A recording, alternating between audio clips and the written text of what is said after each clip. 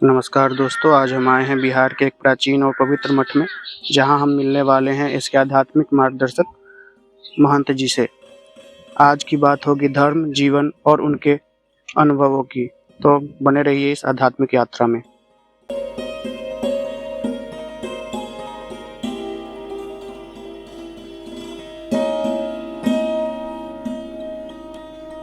प्रणाम महाराज जी, आपका बहुत बहुत धन्यवाद जो आज आपने हमें समय दिया आपके बारे में और मठ मंदिरों के बारे में बात करने के लिए। मंगलमस्तु शुभम भूयात्। महाराज जी, सबसे पहले हम ये जानना चाहते हैं कि आपका जीवन का सफर शुरू कैसे हुआ इस अध्यात्म के पथ पे। 10वीं कक्षा में जब हम पढ़ रहे थे तो हमारे पिताजी का देहांत हो गया और घर वालों ने हमारी पढ़ाई रोक दी जी। इस संबंध में मन को दृढ़ बनाकर हमने गृह त्याग कर दिया और गृह त्याग करते एक गया जिला के पंडित कन्हैया शर्मा जी संस्कृत महाविद्यालय में कार्यरत थे। उनका निर्देशन हमको प्राप्त हुआ और उन्होंने हमको पढ़ाने लिखाने का भार अपने ऊपर ले लिया तथा सत्संग और प्रवचन की शिक्षा उन्होंने दी, जिसके कारण हमको पढ़ने लिखने में बहुत सहूलियत हुई और हम जितना पढ़ना चाहते थे उससे भी अधिक हमने पढ़ाई की। वो मात्र सत्संग पथ पर आने के बाद ही तो पंडित कन्हैया शर्मा जी की बड़ी भारी देन थी कि हमको उन्होंने इस अध्यात्म पथ पर लाने का प्रयत्न किया।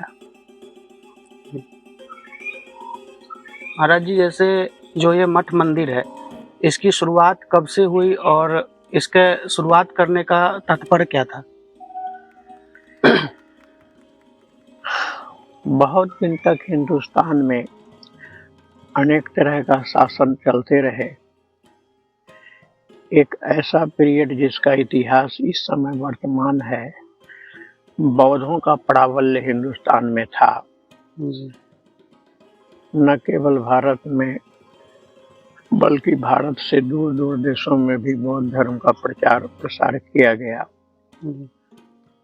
इसमें मठ मंदिरों की कहीं कोई गुंजाइश नहीं थी। जो अभी पूजा पाठ मंदिरों में हो रही है, इसका कहीं अता पता नहीं था।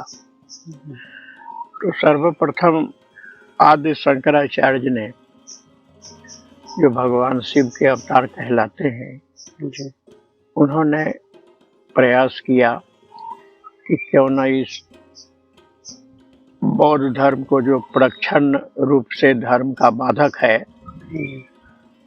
हटाकर वैदिक धर्म की स्थापना करें। और उन्होंने लगभग 1500 वर्ष पहले वैदिक धर्म की स्थापना की और उसके प्रचार प्रसार हेतु भारत के चारों दिशाओं में 4 शंकर मठ बनाए और वहाँ पर योगी शिष्य को रखकर उन्होंने वैदिक धर्म का प्रचार प्रसार शुरू किया तथा शास्त्रार्थ करके बौद्धों को परास्त किया। जी। उनके इस महत् प्रयास से बुद्ध धर्म न के बराबर भारत में बौद्ध धर्म रह गया और वैदिक धर्म की स्थापना हो गई। पूजा पाठ वैदिक मंत्रों से शुरू हो गया, लेकिन इसमें मूल रूप से निर्गुण की उपासना थी, अद्वैत की उपासना थी, जिसमें ये कहा गया कि ब्रह्म सत्यम जगन मिथ्या। सामान्य जनमानस में ये बात नहीं अट रही थी कि उनके लगे 200 वर्ष बाद दक्षिण भारत में जन्म लेकर स्वामी रामानुजाचार्य ने उस वैदिक धर्म को, सनातन धर्म को वैष्णव धर्म में परिवर्तित किया, जो विशिष्टाद्वैतवाद दर्शन वेदांत कहलाया। इसमें जितना सत्य ब्रह्म है उतना ही सत्य जगत है और उतना ही सत्य जीव है। तो जीव जितना सत्य है, जगत जितना सत्य है, उससे कोई बहुत ज्यादा सत्य ब्रह्म नहीं माने जाते हैं। ब्रह्म के ही ये तीनों स्वरूप हैं। तो अद्वैतवाद से त्रैतवाद बनाम विशिष्टाद्वैतवाद की स्थापना आद्य रामानुजाचार्य ने की, जिसके बाद ये जो वैष्णव मताब संबंधी मठ मंदिर है उनका निर्माण हुआ। शंख बजने लग गए, घड़ी घंटा बजने लगा, पूजा आरती होने लग गई और अधिक से अधिक जनता की रुचि उधर गई।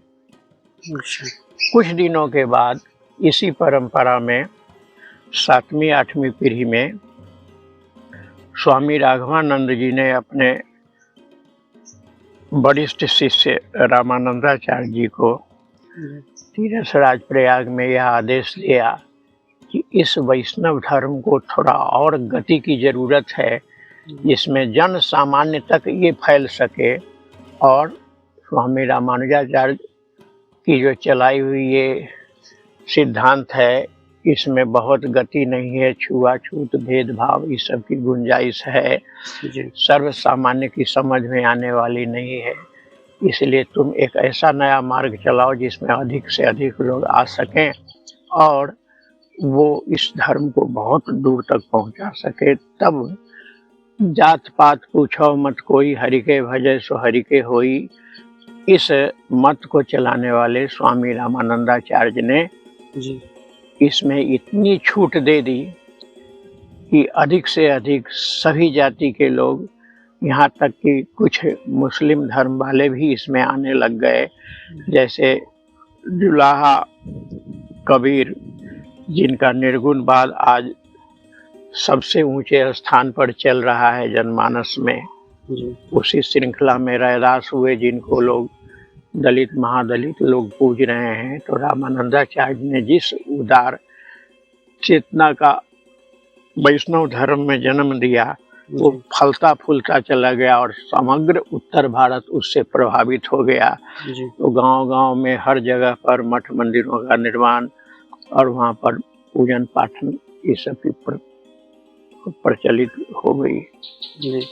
महाराज जी, जगदीशपुर नगरी का ये श्री राम जानकी मठ जो है, इसकी स्थापना कब हुई और सबसे पहले महंत कौन हुए इसके?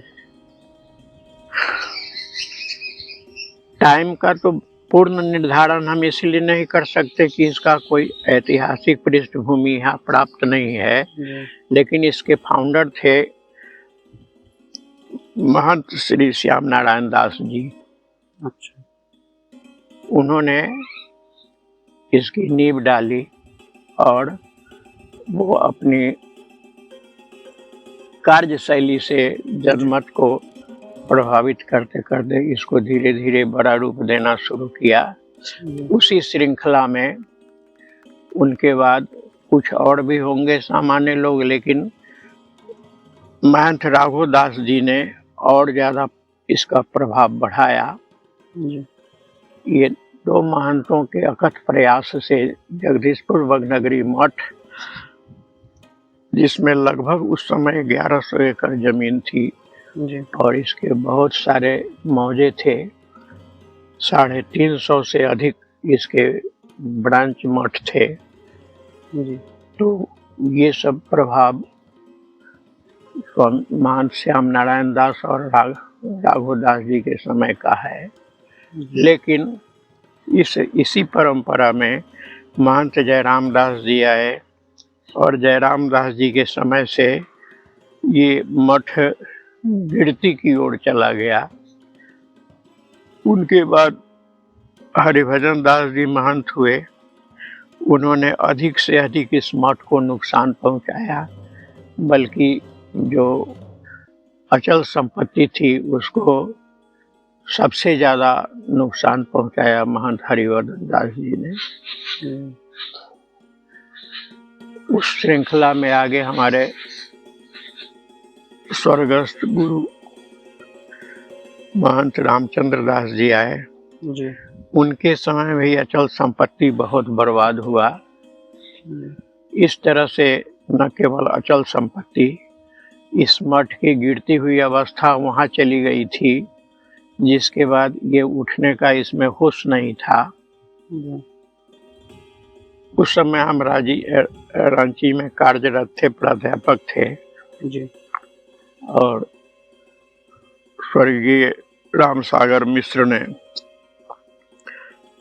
अथक परिश्रम करके और महाराज जी को लेकर हमारे यहाँ गए और उन्होंने कहा कि मठ की सारी जमीन सीलिंग में बट रही है और आप सर्विस करते रहेंगे तो आप उसके उत्तराधिकारी ही नहीं, फुल फ्लेज महंत भी हैं जिनके नाम से तकरूरी महंती 1973 में लिखी गई। जी, आप उस काम को भी स्वीकार लिए थे और आप अब प्रोफेसरी भी कर रहे हैं, तो हम लोगों की रक्षा कैसे होगी, इसलिए आप कीजिए, प्रोफेसरी न कीजिए लेकिन मठ को बचा लीजिए।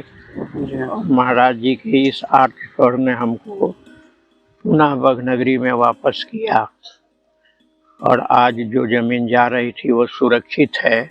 जी, सतत मठ विकास की ओर जा रहा है, भविष्य में भी जाता रहेगा जब तक हम अपना जीवन यापन करेंगे। जी, इस प्रयत्न में भी है कि कोई इस तरह का मेधावी लड़का जो सर्वगुण संपन्न हो इस मठ को बढ़ावे, जी, इसको नीचे की ओर न ले जाए। और इससे लगभग 99% लोग सहमत हैं कि हमने इस मठ को बहुत आगे कर दिया है। जी, जो तथाकथित कुछ लोग होते हैं, जहाँ राम राज्य में भी श्री कृष्ण के जीवन काल में भी छिटपुट अति विरोध हुआ था, जी। उसका सामना करते हुए हम मुड़ नहीं रहे हैं, हम बढ़ ही रहे हैं और आगे बढ़ते चले। महाराज जी, बिहार सरकार की तरफ से क्या योगदान है मठ मंदिरों के रखाव और उसके सुरक्षा के प्रति? मैं समझता हूँ कि धार्मिक न्यास परिषद की स्थापना इसी कार्य के हेतु की गई। उसका जितना अच्छा उद्देश्य होना चाहिए वो सही नहीं सफल हो रहा है, जिन कारणों से वो निर्मित हुआ। जी, स्वर्गीय कुणाल साहब ने कठिन परिश्रम करके चाहा था जी, ये मठ मंदिर की संपत्ति बर्बाद न हो और जो संपत्ति चली गई है वो भी वापस आ जाए, तो इसलिए उन्होंने 2006 में विधानसभा और विधान परिषद से कानून पास कराया कि जो भी संपत्ति रजिस्ट्री कर दी गई हो या हस्तांतरित किसी न किसी तरह से कर दी गई हो, उस संपत्ति अचल संपत्ति को, जमीन को वापस ले लिया जावे। ये उनके निर्णय अमर रहेंगे, चाहे वो कार्य रूप में परिणत हो या न हो। उन्होंने कानून अवश्य बनवा दिया और उसके बाद बहुत अंश तक इसमें सुधार भी आया है। जी। आज के युग में महाराज जी, सनातन धर्म जिस तरह से बढ़ता दिख रहा है कि अलग-अलग पथ, अलग-अलग पंथ लोग स्वीकार कर रहे हैं, तो क्या आज आपके दृष्टि में ये सही है और क्या इसका दुष्प्रभाव क्या हो सकता है हमारे सनातन धर्म पे? ये सही तो कतई नहीं है, ये सब तो विध्वंसकारी है जो कुछ दिनों में विलुप्त हो जाएगा। जो आज दिख रहा है वो सब दिन ठहरेगा नहीं। जैसे आनंद मार्ग बीच में आया था और अब विलुप्त जैसा हो गया, उसी तरह से आचार्य रजनीश के जो पथ से वो जितना जोर शोर से चला वो आज धूमिल जैसा हो गया है। जी, सनातन धर्म जिसमें वैष्णव धर्म भी है, जी, शाक्त धर्म भी है, शैव धर्म भी है, ये सब अमिट है और कभी मिटने वाले नहीं हैं। ये सब दिन रहे हैं, सब दिन रहेंगे। जी, इसमें जो आस्थावान लोग हैं वो अधिक से अधिक भारत की भूमि पर हैं, लेकिन अनेक पंथों के जो जन्मदाता हैं वो सनातन धर्म को तो नुकसान पहुंचाते ही हैं। कुछ दिन में वो अपने आप मिट जाते हैं। जैसे संतोषी माता जी की पूजा घर घर में होने लगी थी, फिर उसमें शिथिलता आनी शुरू हुई। त्रिलोकी नाथ की पूजा जोर से आई थी, अब न के बराबर है या समाप्त है। इस तरह से जो नए नए धर्म फूटते गए वो सनातन धर्म को दबाने के हेतु और स्वयं मिटने के हेतु ही निर्मित हुए। जी। आज के युग में धर्म का सही अर्थ क्या है महाराज जी? आज ही के युग में नहीं, धर्म का सही अर्थ धारण करना होता है। जी। और धर्मो धारयति प्रजा, जो न केवल व्यक्ति विशेष को धारण करे, विशेष किसी धर्म को धारण करे, विशेष किसी कर्म को धारण करे, बल्कि जो प्रजा है, जी। जिसकी सृष्टि ब्रह्मा ने की है और सनातन धर्म में जिसको प्रजा कहा गया है, जी। वो इस जनतंत्र की प्रजा से अलग माने रखने वाली प्रजा है। उसके शब्द कुछ और होते हैं। जी। तो प्रजनन से प्रजा है, यानी जैसे जैसे ब्रह्मा ने इसको सृजन किया, जी। तो प्रजन करने से प्रजा कहलाई। जी। तो उसको सब विध, जो हमारे चातुर्वर्ण है, जो धारण करता हो, सब विध, जन्म से लेकर मृत्यु पर्यंत के जितने कर्म है, उसको धारण करने की क्षमता धर्म में ही है। जी। जैसे उदाहरण के लिए जो वैवाहिक संबंध है, उसमें एंजॉयमेंट का जो भी अर्थ बनता हो, जी। और वर वधू का मिलान जिस किसी दृष्टि से किया जाता हो, स्वयं किया जाता हो, गार्जियन के माध्यम से किया जाता हो, जी। तो इसको अगर धारण करने की क्षमता है, तो जो हमारी परंपरा है वैवाहिक, उसमें आना पड़ता है। जी। जिसके प्रत्यक्ष गवाह न केवल पारिवारिक लोग, सामाजिक लोग भी होते हैं। जी। और प्रारंभ से उसमें वो भाग लेते हैं और अंत तक उसमें वो सहयोगी बने रहते हैं कि हम लोगों ने ये विवाह संपन्न कराया। जी। तो उसकी देख रेख अगर जो दृष्टि करती है, इसी को धर्म कहते हैं। जो धारण करे उसी को धर्म करते हैं। जी। अगर एंजॉयमेंट का प्रश्न हो तो बीच में ही विवाह टूट जाता है और फिर लड़की दूसरी शादी कर ले, लड़के दूसरे शादी कर लें। जी। लेकिन उसको न इधर उधर जाने के लिए जो मजबूर करता हो वो सामाजिक बंधन है, तो विवाह को जैसे धारण करता है, इसलिए वो वैवाहिक धर्म है। जी। पिता पुत्र के संबंध को जो धारण करता है वो भी धर्म है। तो इस तरह से प्रजा को धारण करने की क्षमता, उसके क्रियाकलाप को धारण करने की क्षमता और समग्र रूप से रक्षा करने की क्षमता धर्म में ही है। धर्मो रक्षति रक्षिता, जिसकी रक्षा धर्म ने की वही रक्षित है। स्वयं अपने को अगर कोई कहता है कि हम रक्षित हैं, तो उसका अहंकार बोलता है। आम आदमी जो गृहस्थ है, वो भागवत प्राप्ति के लिए कैसे अपने आप को उस लायक बनाए जिससे उसको भगवान की कृपा प्राप्त हो और सहज रूप से वो धर्म के साथ अपना जीवन यापन कर सके? जिस क्षेत्र में आप जन्म लिए हैं और रहते हैं, उस क्षेत्र का नाम मिथिला है। जी। और कभी यहाँ पर एक शिरध्वज नाम के राजा हुए, जिनको बाद में जनक कहा गया। जी। उनके लिए गीता शास्त्र में, गीता उपनिषद में एक पंक्ति है, जी। कर्मण्यैव हि संसिद्धिं आस्थिता जनकादयः। इस महान व्यक्तित्व ने जी। कर्म से ही परमात्मा तक की प्राप्ति कर ली, पुरुषार्थ की प्राप्ति कर ली, अर्थ धर्म काम मोक्ष की प्राप्ति कर ली। घर बैठे, बिना कहीं गए, बिना किसी वेश को धारण किए हुए, बिना किसी धर्म को धारण किए हुए, सामान्य जीवन में गृहस्थ आश्रम में रहते हुए, उन्हीं सामान्य कर्म को करते हुए जो परंपरा से पुरखों ने किया था। जी। एक नया मार्ग उन्होंने दिया, बल्कि पुरातन मार्ग दिया, बल्कि सबसे अच्छा मार्ग दिया, जो सब युग में, सब समय में, सब काल में सराहनीय है। इसलिए सामान्य जन लोग जो गृहस्थ आश्रम में रहते हैं, उनके लिए किसी विशिष्ट धर्म में जाने की आवश्यकता नहीं है। उनके लिए हमारे पुरषा जो मनु महाराज थे, उन्होंने एक स्मृति बनाई जिसका नाम मनुस्मृति है। उसमें जन्म से लेकर विवाह, श्राद्ध वगैरह होते हुए अंतिम समय तक के सभी कर्म का निर्देश दिया गया है कि हमको उठना कब चाहिए, सोना कब चाहिए, खाना कब चाहिए, नहाना कब चाहिए, क्रिया कर्म करने के लिए कौन दिशा निर्धारित है। तो उन सब बिंदुओं पर जब हम सोचेंगे कि हमको क्या खाना चाहिए, क्या नहीं खाना चाहिए, नहाने का क्या समय है, पखाना जाने का क्या समय है, तो अगर वो समय से उसका पालन किया जाता है तो इस सबको धर्म कहते हैं।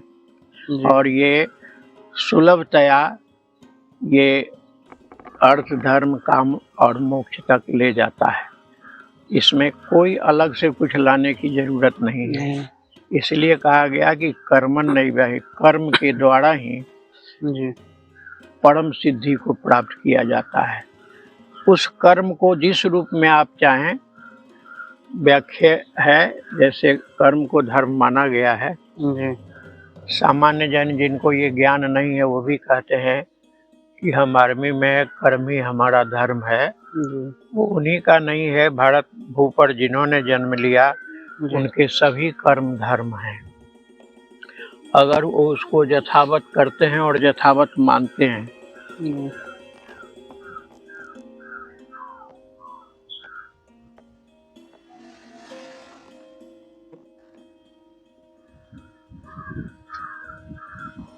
तो हमारे यहाँ उसमें किसी विशेष गुरु की आवश्यकता नहीं है, किसी विशेष धर्मावलंबी की आवश्यकता नहीं है।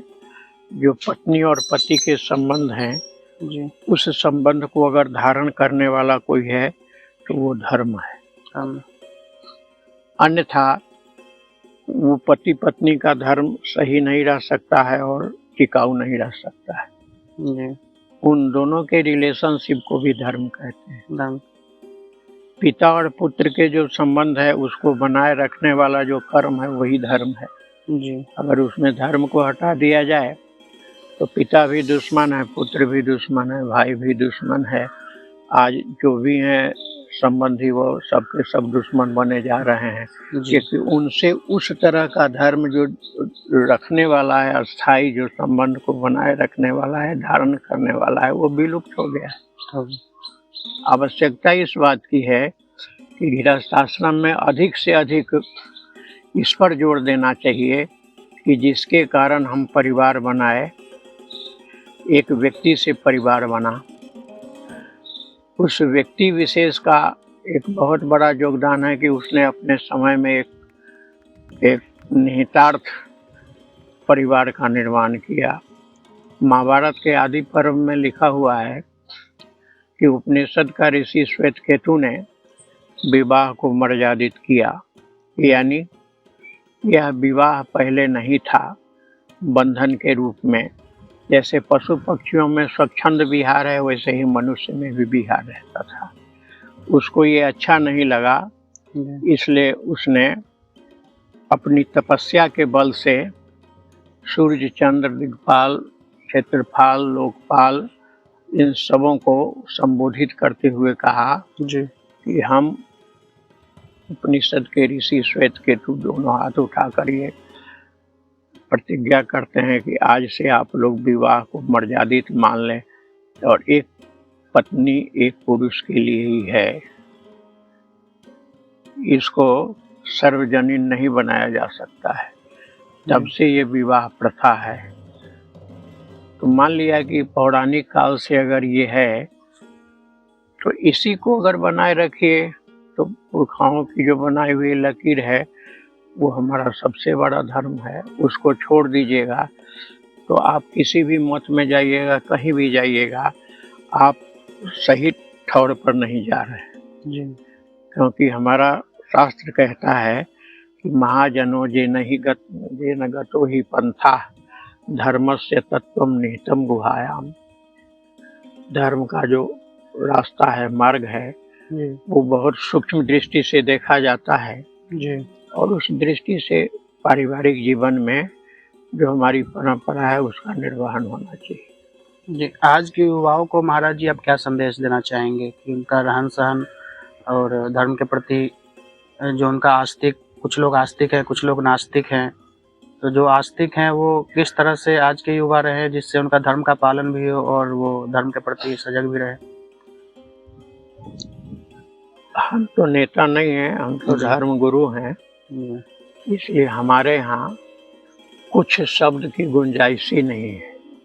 जी, जो दृष्टि पथ पर है वो ये है कि हमारी संस्कृति मिटती गई और सभ्यता उस पर हावी होती चली गई। जी,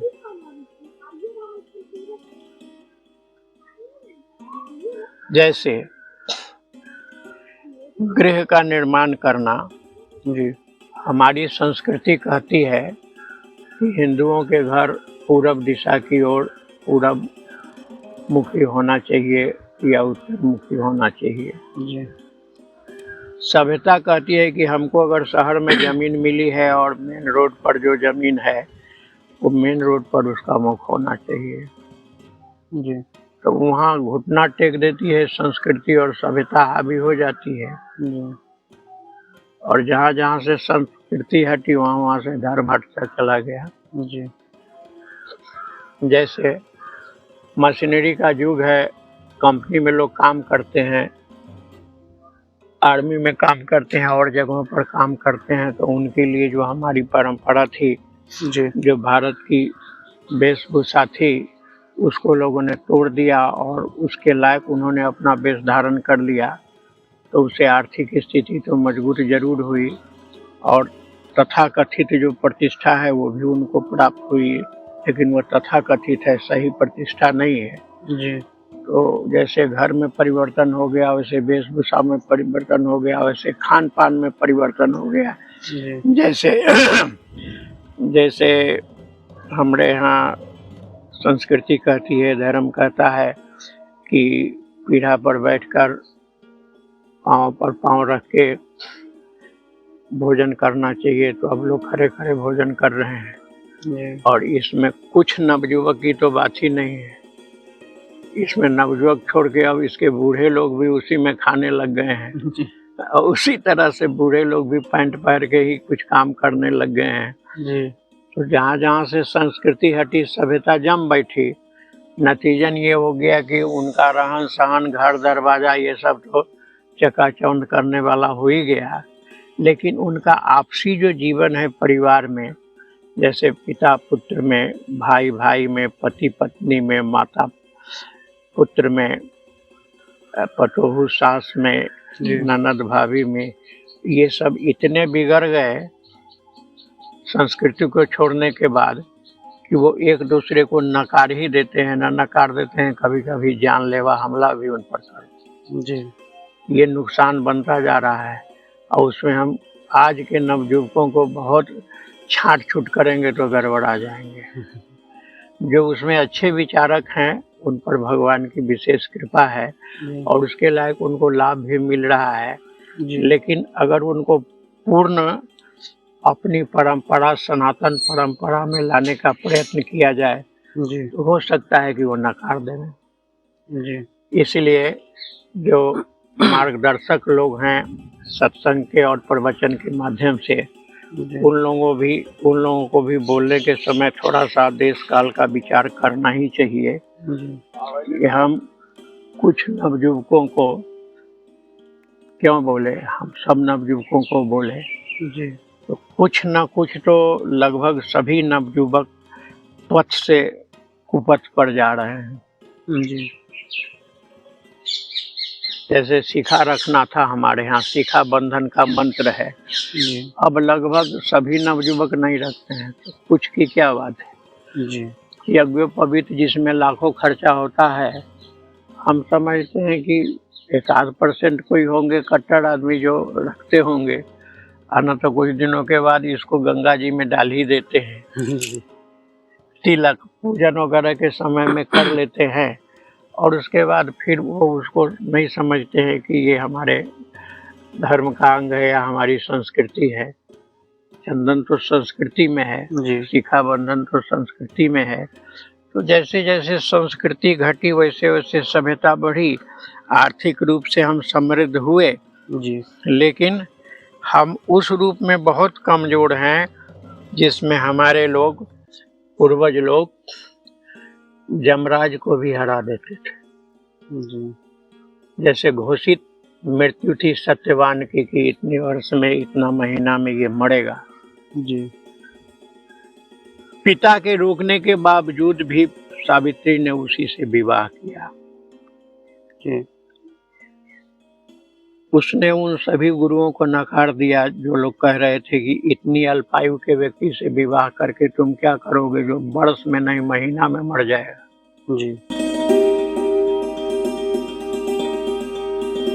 संस्कृति जब पछाड़ खाने लग गई और सभ्यता का जब विकास होने लग गया जी तो आर्थिक रूप से समृद्ध हम होने लग गए, रहन सहन घर दरवाजा ये सब समृद्ध बनते चले गए। लेकिन हम जिस तरह से टूट से गए हैं संबंधों में, वो सभ्यता नहीं दे सकती है। विवाह वो संस्कार है जी जिसके द्वारा दो जगह से दो आत्माएं आती हैं और एक हो जाती हैं। ये साधारण बात नहीं है। जी अगर ये मात्र सुख का विषय हो तो इसके पीछे लगे ही दुख हो जाएगा। जी हमारी परंपरा इतनी मजबूत है कि सत्यवान को जानते हुए भी कि ये अल्पायु है और वर्षों में नहीं महीने में जिएगा, जी पिता और गुरुओं की बात को नकार कर सावित्री ने इसलिए उसको स्वीकार लिया जी कि जब दो आत्मा एक हो सकती है जी वैवाहिक संबंध में, तो एक आत्मा की अल्पायु है तो दूसरे की आयु तो शेष है ही। जी अगर अल्पायु को वो शेष आयु मिल जाए जी तो मरेगा कौन उसको? जो आज की सभ्यता में विवाह देने में असमर्थ है, वो और करोड़ों रुपया दे सकता है, जी वो बहुत कुछ कर सकता है, लेकिन वो अभिव्यक्ति को व्यक्त करने में सदा से लाचार है। जी इस सावित्री ने ही ये इसको परखा कि जब दो आत्माओं का मिलन परिणय है और विवाह है, जी तो उसकी आयु नहीं है तो हमारी आयु है ही, जी और दोनों जब मिल जाएंगे जी तब उसका क्या परिणाम होगा। और वही हुआ जो वो चाहती थी। सत्यवान की आत्मा को यमराज ले जाते हुए उसके दृढ़ संकल्प से लक्ष्य तक पहुंचने से पहले विवश होकर उन्होंने छोड़ दिया कि जाओ तुम्हारी जीत हुई सावित्री। और वो मरे हुए पति को लेकर लौटी तो सनातन धर्म और सनातन संस्कृति इससे ज्यादा क्या औकात दिखलावे। और आजकल की ये चलती फिरती सभ्यता उसके आगे जीरो है। जी तो महाराज जी, क्या मंत्र बहुत जरूरी है एक भगवान को प्राप्त करने के लिए, या बिना मंत्र के भी लोग किसी और क्रिया के द्वारा भगवान को प्राप्त कर सकते हैं? देखो, भगवान का जो मिलन है वो मंत्र तंत्र से बहुत अलग है। जी वो तो जैसे पति पत्नी के संबंध है वैसे ही भक्त और भगवान के संबंध है। जी वैवाहिक मंत्र तो वही पढ़े जाते हैं जो पहले विवाह में पढ़े जाते थे, आज भी वही पढ़े जाते हैं। जी लेकिन न वो सत्यवान है न वो सावित्री है। जी उसी तरह से भगवान और भक्त के जो बीच के जो मिलन है जिसको प्राप्त कहते हो, इसमें मंत्र तंत्र की कोई खास आवश्यकता नहीं है।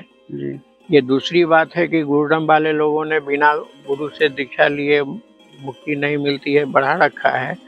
लेकिन ये अति आवश्यक इसलिए न है कि मिला ही न रघुपति बिनु अनुरागा। जी भगवान में तो अनुराग चाहिए, जी प्रेम चाहिए, वो आसक्ति चाहिए जैसे प्यासे को पानी चाहिए। जी उसको अमृत भी दो तो पानी मांगेगा। जी इसी तरह से भगवान के सिवा भक्त को और कोई साधन से प्रसन्न नहीं किया जा सकता है। योग महाराज जी, योग जो है, योग क्रिया सिर्फ एक स्वस्थ रहने का जरिया है या इसको हम धर्म की दृष्टि से भी देख सकते हैं? भौतिक साधनों में वो स्वास्थ्यप्रद है, उसको थेराप्यूटिक योग कहते हैं, आरोग्यकारी योग कहते हैं। जी। लेकिन साधन तो वो भगवत प्राप्ति का ही है, लक्ष्य तो ईश्वर की प्राप्ति का ही है। जी। क्योंकि कंसंट्रेशन मेडिटेशन जो है, जी। ये दोनों कहता है कि एक तत्व का अवधारण कंसंट्रेशन है जी। और उसी पर दृढ़ रह जाना ध्यान है। और ध्यान में ऐसा लीन हो जाए कि वो समाधि की ओर जाए, और समाधि में जाने के बाद ध्येय में और ध्येयक में, साधक में और साध्य में कोई अंतर नहीं रह जाता है। जी। तो जीव इस निर्भेद हो जाता है, यानी भक्त और भगवान एक हो जाते हैं। जी। जैसे हमने कहा ना कि शेष आयु सावित्री की और अल्प आयु सत्यवान की दोनों जब मिल गई, जी। मृत्यु हट गई।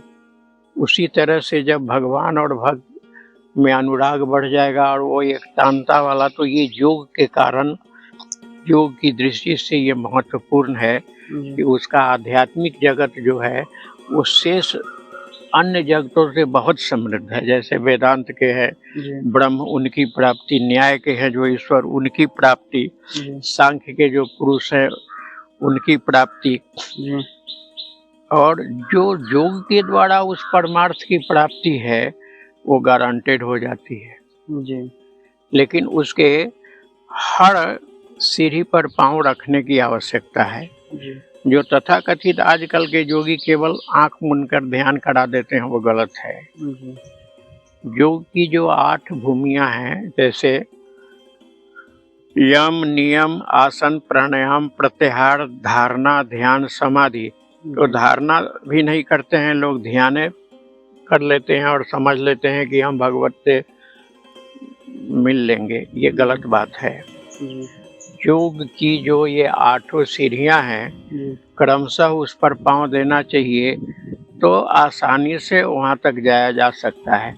छलांग मारना, ये तो एक बंदर को दूसरे डाल पर कूदना है, बीच में अगर डाल छूट गया तो नीचे आना है और चकनाचूर हो जाना है। तो ये जितने ध्यानी हैं वो सब गलत मार्ग से योग कर रहे हैं। उनको पहले जम का पालन करना चाहिए, जो नहीं हो सकता है। किसी से नहीं हो सकता है, योगी से भी नहीं आजकल होता है, क्योंकि योगी वो तथाकथित योगी है। वो योगी नहीं है, तथाकथित योगी है। तो जब वो ही नहीं कर सकता है तो फिर वो अगले मार्ग का दर्शन कैसे करा सकता है? जब में है अहिंसा, सत्य, अस्तेय, ब्रह्मचर्य और परिग्रह। इन 5 को जमराजे समझ लो। जम नाम भी है और जमराजे ही है। अहिंसा का मतलब होता है अपने कर्म से किसी को कष्ट ना देना। आज रात दिन लोग दे रहे हैं। सत्य बोलना साफे मना है। हम जो बोलेंगे असत्य बोलेंगे। गीता की शपथ लेकर बोलते हैं कि हम असत्य के सिवा कुछ नहीं बोलेंगे। तो फिर अहिंसा है, कठिन है, जो किसी के लिए कठिन है। वो धर्मात्मा हो, वेदात्मा हो, सन्यासी हो, बैरागी हो, वो गरीब हो, अमीर हो, पढ़ा हो, मूर्ख हो, उसके लिए नहीं है। सत्य बोलना भी उतना ही कठिन है। सत्य, जम, नियम, जम के ये भेद है, अहिंसा, सत्य। अस्तेय का मतलब होता है चोरी नहीं करना। आत्मा रोज चोरी कर रही है, सबकी आत्मा चोरी कर रही है। जैसे आत्मा के लिए जो करणीय विषय है उससे वो अलग है, तो कर्म की चोरी कर रहा है। इसी तरह खेतीहर जो महा गरीब है, जिसको हम लोग गरीब कहते हैं, तो वो अमीर आज के युग में, वो कर्म चोर है कि वो पैसा लेगा इतना और काम करेगा कम और देह चुरा लेगा। तो उसको अस्तेय कहते हैं, जो चोरी नहीं करना। उड़ाते दिन अच्छे लोग भी कर रहे हैं, चाहे वो टाटा हो, बिरला हो, अंबानी हो, अदानी हो, या खेत में करने वाला मजदूर हो। तो इसलिए अस्तेय यानी चोरी नहीं करना, ये भी कठिन काम है। ब्रह्मचर्य, इसके पालनकर्ता भीष्म थे, जिन्होंने अपने पिता के सुख के लिए विवाह करना छोड़ दिया। आने वाले पुरखाओं के भय के उन्होंने फिर ब्रह्मचर्य का पालन किया। तो ब्रह्मचर्य का पालन भी सर्वतोभावेन कठिन है। और परिग्रह का मतलब है उतना ही संपत्ति से संबंध रखो जिससे अपना योगक्षेम निभ जाए। आजकल बैंक बैलेंस करने की बहुत बड़ी परंपरा है जी।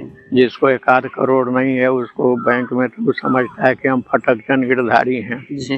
तो यमराज की तरह नाम भी योग का पहला जो है अंग उसका जम है और वो जम है भी। उस फाटक को जो न तोड़ेगा वो आगे का ध्यान करेगा, वो आगे का है योगी होगा। वो हाँ, वो आरोग्यकारी योगी है जिसकी अभी चलती है जी। जिसके रामदेव प्रचारक प्रसारक हैं। जी। आपका बहुत बहुत धन्यवाद महाराज जी, जो आप आज हमें समय दिए और इतनी अच्छी बातें हमसे साझा की। समय मिलने पर दोबारा आपसे जरूर एक बार बात करेंगे। मंगलमस्तु शुभम भूयात्।